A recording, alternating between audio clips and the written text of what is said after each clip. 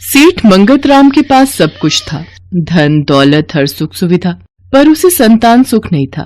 मंगतराम और उसकी पत्नी सरला इसी चिंता में दुखी थे। उनके घर में गायत्री नाम की एक नौकरानी थी। गायत्री उनके घर कई सालों से काम कर रही थी, इसलिए सरला कोई भी काम हो गायत्री से ही करवाती थी। मालकिन, मेज पर ये लड्डू का डिब्बा रखा है, इसे रसोई में रख दूं? अरे नहीं नहीं, कोई नहीं खाएगा। एक काम कर, तू ही ले जा, घर पर खा लेना। सरला, मैं 2 दिन के लिए शहर जा रहा हूँ, मुझे जरूरी काम आ गया है। एक काम करो, तुम 2 दिन के लिए गायत्री को अपने साथ ही रोक लो, मैं परसों सुबह तक लौट आऊंगा। गायत्री, एक काम कर, तू घर का काम समेटकर 2 दिन के लिए मेरे पास ही रुक जा। ठीक है मालकिन, मैं रुक जाऊंगी। मंगतराम किसी काम से शहर चला जाता है। गायत्री अपने पति महादेव को 2 दिन सरला के पास रुकने का कहकर आ जाती है। सरला को पूजा पाठ की बिल्कुल भी आदत नहीं थी। गायत्री माँ वैष्णो की परम भक्त थी। वो प्रतिदिन सुबह उठकर माँ के नियम से पूजा प्रार्थना किया करती थी। गायत्री ने देखा सरला के घर तो माँ दुर्गा का मंदिर ही नहीं है, तो वो उससे बोली, मालकिन, आपके घर में माँ दुर्गा का मंदिर नहीं है? नहीं, हमारे घर में नहीं है। अब क्या करना है, ये मंदिर वगैरह बनाकर भी कौन सा भगवान हमारी सुन लेते हैं। बहुत पूजा पाठ करके देख लिया मैंने, मैं कोई मंदिर नहीं बनाती अब घर में। मालकिन, भगवान पर विश्वास कभी नहीं टूटना चाहिए। कई बार वो हमारी परीक्षा लेते हैं कि मेरे भक्त में कितनी सहन शक्ति है।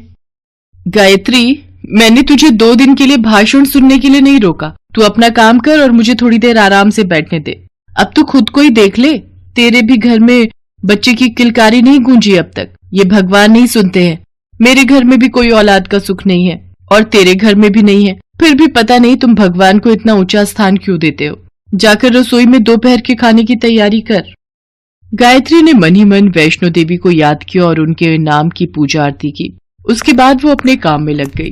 मंगतराम शहर पहुंचा तो काम खत्म करने के पश्चात उसके दोस्त ने उससे कहा, मंगतराम, तुम्हें तो कल सुबह निकलना है, चलो ना, आज रात दुर्गा मंदिर में जागरण है, थोड़ी देर वहाँ भजन कीर्तन सुनेंगे, है भाई, बहुत आनंद आता है। अभी 2 दिन बाद नवरात्रि प्रारंभ है, तो मंदिर में खूब धूम रहेगी। ठीक है महावीर भाई, वैसे भी यहाँ तो मैं खाली ही बैठा हूँ, थोड़ी देर तुम्हारे साथ समय बिता लूंगा तो मुझे भी अच्छा लगेगा। मंगतराम अपने दोस्त महावीर के साथ दुर्गा मंदिर में हो रहे जागरण में चला जाता है। वहाँ पर माँ दुर्गा के नाम के भजन कीर्तन करके लोग आनंद में नृत्य कर रहे थे। मंगतराम ने भी अपने दोस्त के साथ माता रानी के भवन पर माथा टेका। पंडित जी मंगतराम से बोले, बेटा, जैसा कि महावीर जी ने बताया कि शादी के इतने सालों बाद भी तुम संतान सुख के लिए वंचित हो, इसलिए मैं तुम्हें माता रानी के प्रसाद स्वरूप ये नारियल दे रहा हूँ। परसों नवरात्रि का पहला दिन है, सुबह पूजा पाठ करके माता रानी के चरणों में माथा टेक कर ये नारियल अपनी पत्नी को खिला देना। माँ शक्ति की कृपा से देखना, तुम्हारे घर में बच्चे की किलकारी अवश्य गूंजेगी। देवी सबके भंडार भरती हैं, अपने द्वारे आए किसी भी भक्त को वो खाली झोली नहीं भेजती। खुश रहो बेटा। मंगतराम वापस घर लौट आता है और वो माँ दुर्गा के प्रसाद का नारियल सरला को देता है। सरला, कल नवरात्रि का पहला व्रत है, मुझे मंदिर के पुजारी जी ने ये नारियल दिया है। कल सुबह तुम नहा धोकर देवी दुर्गा की आराधना करना, उसके पश्चात इस नारियल को खा लेना। उन्होंने कहा है हमें जल्दी ही संतान का सुख मिलेगा। मैं जरा दुकान होकर आता हूँ। अगर ऐसे नारियल खाकर किसी के संतान होती तो फिर कोई भी बांझ ना होता। मैं इन सब चीजों पर विश्वास नहीं करती। गायत्री, ओ गायत्री, इधर आ, ये नारियल तू ले जा, तू इसे खा लेना। जय मां अम्बे। ठीक है मालकिन, मैं देवी माँ का ये प्रसाद ले जाती हूँ। गायत्री प्रसाद का नारियल घर ले आती है और नवरात्रि के पहले दिन पूजा करके वो नारियल तोड़कर खा लेती है। मंगतराम को जब पता चला कि सरला ने प्रसाद का नारियल गायत्री को दे दिया है तो वो सरला पर बहुत गुस्सा हुआ। दूसरी नवरात्रि गायत्री के पति को माता निकल आती है। देवी माँ का आशीर्वाद समझकर गायत्री से स्वीकार करती है और अपने व्रत और पूजन के साथ साथ अपने पति की सेवा करती है। सरला को जब ये बात पता चलती है तो वो गायत्री से कहती है, देख गायत्री, मैंने सुना है तेरे पति को माता निकली है, इसलिए तू कुछ दिन काम पर मत आना। मैंने सुना है ये माता निकलना बड़ा खतरनाक होता है। अगर हमारे घर में भी किसी को निकल आई तो हम परेशान हो जाएंगे। ना बाबा ना, तू अभी कुछ दिन अपनी शक्ल मत दिखाना। गायत्री दुखी हो जाती है और घर आ जाती है। वो पूरी श्रद्धा भाव से माता रानी के व्रत कर रही थी। महाअष्टमी का दिन आता है। गायत्री सरला से पैसे मांगने के लिए जाती है, पर वो उसे दरवाजे में भी नहीं घुसने देती। मंगत राम किसी काम से शहर से बाहर गया हुआ था, इसलिए गायत्री के पास अब कोई रास्ता नहीं था। वो थोड़े बहुत पैसों से ही माता रानी के नाम का भोग तैयार करती है और कंजकों को बुलाने के लिए जाती है। नहीं नहीं नहीं बहन, हम तो अपने बच्चों को तुम्हारे घर नहीं भेज सकते। तुम्हारे पति को माता निकली हुई है, ऐसे में तुमसे दूर रहना ही ठीक है। अब क्या करूं? माता रानी, मेरा व्रत उद्यापन कैसे पूरा होगा? मैंने आपके नाम का भोग तैयार किया हुआ है। माता रानी, अगर कन्याएं नहीं मिली तो मेरी ये पूजा कैसे पूरी होगी? मेरी मदद करो माँ जगदम्बा। गायत्री घर आ जाती है। दोपहर हो चुकी थी। अभी तक एक भी कन्या उसके घर कंजकों के लिए नहीं आई थी। गायत्री माता रानी को भोग लगाकर अभी रसोई की तरफ ही जा रही थी कि अचानक उसका दरवाजा खटकता है। गायत्री दरवाजा खोलती है। वो देखती है उसके द्वार पर 9 छोटी छोटी कन्याएं खड़ी हैं। हम कंजक लेने आए हैं, क्या हमें प्रसाद मिलेगा? गायत्री उन कन्याओं को एकटक निहारती ही रहती है। तुम सब तो बिल्कुल 9 देवी स्वरूपा लग रही हो। कितनी प्यारी, कितनी सुंदर। हाँ, मैंने कंजकों को बांटने के लिए भोग बनाए हैं। आओ, तुम सब अंदर आओ। 9 कन्याएं गायत्री के साथ घर के भीतर प्रवेश करती हैं और उन्हें आसन पर बिठाती है। हे 9 देवी स्वरूपा, प्यारी प्यारी कन्याओं, भोग ज्यादा तो नहीं, थोड़ा थोड़ा ही बनाया है, इसे ग्रहण करो। 9 देवियां पूड़ी, हलवा, चने का भोग ग्रहण करती हैं और खुशी खुशी वहां से प्रस्थान करती हैं। 9 देवियों के जाते ही गायत्री देखती है उन 9 कन्याओं के चरण चिन्ह जमीन पर बने हुए थे। गायत्री चौंक जाती है। इसका मतलब सचमुच 9 देवियां मुझ गरीब के घर पधारी थी। हे देवी मैया, आपने मुझे साक्षात दर्शन दिए। मेरे घर छोटी छोटी कंजक बनकर आई। सुन रहे हो, हमारे घर देवी का आगमन हुआ है। तुम ठीक कह रही हो गायत्री। देखो, मेरी भी तबीयत बिल्कुल ठीक हो गई है। मुझे माता दर्शन देकर गई हैं। गायत्री और उसका पति मन ही मन देवी मैया को धन्यवाद करते हैं। गायत्री प्रसाद लेकर सरला के घर जाती है। वो देखती है सरला को बड़ी माता निकल आई है और वो बहुत परेशानी में है। मालकिन, आप चिंता मत करो, आप देवी मैया के भोग का ये प्रसाद खा लो, देखना आप बिल्कुल ठीक हो जाओगी। सरला जैसे ही देवी मैया के भोग का प्रसाद खाती है, वो बिल्कुल ठीक हो जाती है और वो देवी मैया से अपनी भूल की माफी मांगती है। कुछ दिन बाद गायत्री को पता चलता है कि वो माँ बनने वाली है। वो बहुत खुश होती है और अपनी खुशी की ये बात वो सरला को बताती है। सरला को उस दिन यकीन हो जाता है कि सचमुच देवी माँ में बहुत शक्ति है। उन्हीं के प्रसाद के नारियल से और 9 देवियों के साक्षात दर्शन से गायत्री के सारे दुख दूर हो गए थे। उसकी झोली में संतान का सुख आया था। कुछ महीनों बाद गायत्री एक प्यारी सी बेटी को जन्म देती है। गायत्री के कहने पर मंगत राम और सरला अपने घर में देवी दुर्गा की मूर्ति रखते हैं और कुछ महीने बाद फिर से नवरात्रि आने पर सरला 9 देवी व्रत रखती है। देवी माँ के आशीर्वाद से सरला की गोद भर जाती है और कुछ ही सालों में सरला के घर भी बेटा और बेटी का जन्म होता है। सुधा गरीब, विधवा और एक दलित स्त्री थी। कुछ समय पहले ही उसके पति का देहांत हो गया था। तब से उसने अकेले ही अपनी बेटी तारा का पालन पोषण किया था। वो गांव भर में झाड़ू लगाने का काम करती थी तथा इसके साथ ही गांव के दुर्गा मंदिर के बाहर भी झाड़ू लगाने का कार्य करती थी। कुछ ही दिनों में नवरात्र शुरू होने वाले थे। माँ, इस बार मैं भी नवरात्र में पूजा करूंगी और व्रत रखूंगी। नवरात्र के व्रत बहुत कठिन होते हैं, क्या तू ठीक से कर पाएगी इन्हें?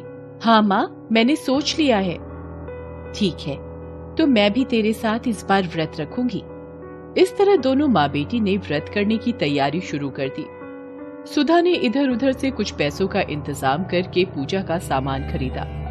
आज नवरात्र का पहला दिन था। तुझे भूख तो नहीं लगी? लगी तो है, पर थोड़ी थोड़ी। बस अब सांझ हो रहा है, हम माँ के दर्शन करने के बाद व्रत का पारण करेंगे। दोनों माँ बेटी माँ को अर्पित करने के लिए थोड़े से फूल लेकर मंदिर जाती हैं। इन फूलों के सिवाय अर्पण करने को उनके पास कुछ और था भी नहीं। मंदिर में प्रवेश करने पर द्वार पर ही पुजारी उन्हें फटकारता है। कहाँ घुसी जा रही है? तुझे पता नहीं कि तेरे जात वालों का मंदिर में घुसना वर्जित है? पुजारी जी, माता के लिए तो अपने सारे बच्चे एक समान होते हैं, फिर ऐसा भेदभाव हमारे साथ ही क्यों किया जाता है? हमारा ही प्रवेश मंदिर में वर्जित क्यों है? हमारी बराबरी करेगी? होती कौन है सदियों पुरानी रीत बदलने वाली? अपनी जात भूल गई? पुजारी जी, मेरी बेटी को माँ के दर्शन का ये फूल चढ़ाने दो। तू अपनी बेटी के मुंह में हमारा धर्म भ्रष्ट करेगी। चुपचाप यहाँ से निकल जा। देखो भाइयों, ये अछूत औरत होकर मंदिर में माँ के दर्शन करने आ गई है। भगाओ इसे, नहीं तो ये देवी के मंदिर को भ्रष्ट कर देगी। वहाँ खड़े लोग उन्हें भगा देते हैं। उन सब की नजर बचाकर तारा चुपचाप मंदिर के द्वार पर अपने फूल चढ़ा देती है। दर्शन न होने के कारण दोनों माँ बेटी भारी मन से घर लौट आती हैं। अगले दिन जब पुजारी मंदिर खोलता है तो देखता है कि कल के चढ़ाए सारे फूल मुरझा गए हैं, मगर द्वार के पास पड़े फूल अभी भी ताजे हैं। आश्चर्य है, मंदिर तो मैंने अभी अभी खोला है। ये कल के चढ़ाए हुए फूल किस भक्त के हैं, जिनमें अभी भी ताजगी बाकी है? ये बात सारे गांव में फैल जाती है। सब अपने आप को माता का भक्त साबित कर रहे थे। वे बता रहे थे कि फूल उनके द्वारा चढ़ाए गए हैं। इन सब से बेखबर सुधा और तारा अपनी भक्ति में मगन थी। दोनों सच्चे मन से माता की पूजा करती थी। इसी तरह दिन बीतते गए और महाअष्टमी भी आ गई। सुधा और तारा ने माता को भोग लगाने के लिए थोड़ी सी पूरियां, चने और हलवा बनाया था। इन सब सामग्रियों को उसने बहुत ही मेहनत से इकट्ठा किया था। तारा, आ जाओ, व्रत के पारण का समय हो गया है। दोनों माँ बेटी अभी खाने बैठी ही थी कि बाहर से किसी बूढ़ी औरत की आवाज आती है। अरे, कोई इस बुढ़िया को भी कुछ खाने को दे दो। 2 दिनों से कुछ नहीं खाया है मैंने। तारा और उसकी माँ बाहर देखते हैं। एक बेहद कमजोर और बूढ़ी औरत लाठी का सहारा लेकर वहाँ खड़ी थी। उसे देखकर उनके मन में दया उमड़ आती है। वो अपना सारा खाना उस बुढ़िया को खिला देती है। बुढ़िया खाना खाकर तृप्त हो जाती है तथा उनको एक छोटी सी पोटली देते हुए कहती है, जा, इसे अपने पूजा के स्थान पर रख दे और इसे विजयादशमी के दिन ही खोलना। जाके माता के दर्शन कर ले, तुम्हारे सारे दुख दूर हो जाएंगे। माँ बेटी दोनों फिर थोड़े से फूल लेकर डरते डरते मंदिर पहुँचते हैं। अरे अछूत कहीं की, तुम दोनों फिर यहाँ आ गई? ये अछूत होते ही ऐसे हैं, जो एक बार में बात ही नहीं समझते। पुजारी जी, माता ने कभी आकर मना नहीं किया हम लोगों को। आपके जैसे धर्म के ठेकेदार ही हमें मंदिर जाने से रोकते हैं। मुझे इतना पता है कि माता के दरबार में सब बराबर होते हैं। उनकी नजरों में कोई छोटा बड़ा नहीं होता। अब तू मुझे पंडिताई का पाठ पढ़ाएगी? वो मंदिर में आए और लोगों की ओर देखकर कहता है, अरे भाइयों, देखो, ये अछूत फिर से मंदिर में घुसने आ गई है। इससे पहले ये देवी के मंदिर को दूषित करे, उससे पहले इस कचरे को निकाल बाहर करो। सारे लोग उन्हें वहाँ से खदेड़ने लगते हैं जैसे वो कोई जानवर हो। इस भाग दौड़ में तारा के फूल मंदिर के प्रांगण में गिर जाते हैं। अगले दिन जब लोग मंदिर में जाते हैं तो वो देखते हैं कि तारा के गिरे हुए फूल अभी तक ताजे हैं। लगता है ये माँ बेटी जरूर कोई डायन या जादूगरनियां हैं। उन्होंने ही मंदिर पर जादू किया हुआ है। भाइयों, इन्हें पकड़कर यहाँ लाना होगा। उनका फैसला यहाँ देवी के सामने होगा। लोग दोनों माँ बेटी को पकड़कर मंदिर लाते हैं। सच सच बताओ कि तुम लोगों ने यहाँ क्या जादू कर रखा है? हम यहाँ इतनी भक्ति से माँ की पूजा करते हैं, हमारे फूल तो मुरझा जाते हैं, और तुम अछूत जात की औरतें जो मंदिर में प्रवेश करने के लायक नहीं हैं, उसके फूल कैसे ताजे रहते हैं?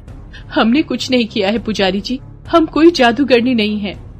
लगता है ये ऐसे मुंह नहीं खोलेगी।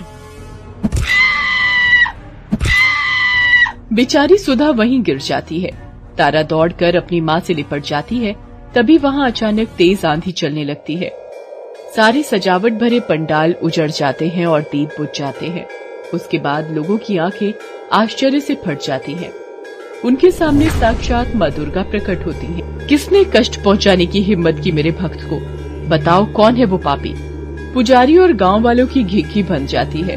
पुजारी दौड़कर सुधा के पास जाता है और उससे कहता है, हमसे बहुत बड़ा अपराध हो गया है सुधा, हमें माफ कर दो। उधर माँ का क्रोध जारी था। तुम लोग क्या सोचते हो कि भक्ति सिर्फ इस सजावट और पंडाल से ही होती है? अरे भक्ति सीखनी है तो मेरी इस भक्त से सीखो। इसकी भक्ति का ही प्रताप था कि प्रेम से खिलाई गई 2 पूरियों से ही मैं तृप्त हो गई। सुधा और तारा की आश्चर्य का ठिकाना न रहा। दोनों के मन में एक ही बात चल रही थी, क्या उस बुढ़िया के भेष में स्वयं माँ दुर्गा थी? फिर तारा और सुधा माँ के सामने हाथ जोड़कर खड़ी हो जाती हैं और कहती हैं, हे ममतामयी दयालु माँ, हम सब तुम्हारे बच्चे हैं। मैं इन सब के लिए आपसे क्षमादान मांगती हूँ। हमारे पापों को क्षमा करें और हमें अपने चरणों में शरण दो। सुधा और तारा के इस प्रकार माफी मांगने से देवी का क्रोध शांत हो जाता है। इसके साथ ही आंधी थम जाती है और बुझे हुए दीपक भी अपने आप फिर से जल जाते हैं। देखा, इसे कहते हैं सच्ची भक्ति। तुम लोगों ने भक्ति को भी जात बिरादरी में बांट रखा है। अरे मूर्खों, भक्ति को कभी भी जात बिरादरी में नहीं तौला जा सकता है। याद रखो, मेरी नजर में तारा का भी वही स्थान है जो कि तुम्हारा। मेरे सामने मेरे सारे भक्तों का स्थान बराबर है। आज तारा और सुधा की भक्ति से प्रसन्न होकर मैं इस गांव को सुख समृद्धि और धन धान्य से भरपूर होने का आशीर्वाद देती हूँ। इतना कहकर देवी वहाँ से अंतर्ध्यान हो जाती हैं। सारे गांव वाले तारा और सुधा से माफी मांगते हैं। उस दिन से किसी का भी, चाहे वो छोटी जात का हो या बड़ी जात का, मंदिर में प्रवेश वर्जित नहीं रहा। आज विजयादशमी थी। उस बुढ़िया जो कि स्वयं माँ का रूप थी के कहे अनुसार जब सुधा और तारा ने वह पोटली खोली तो उसमें से बहुत सारे हीरे जवाहरात और माणिक निकले। दोनों की आंखों में आंसू आ गए और मन माँ के प्रति श्रद्धा से भर गया। उस दिन से उनके जीवन में कोई कमी नहीं रही।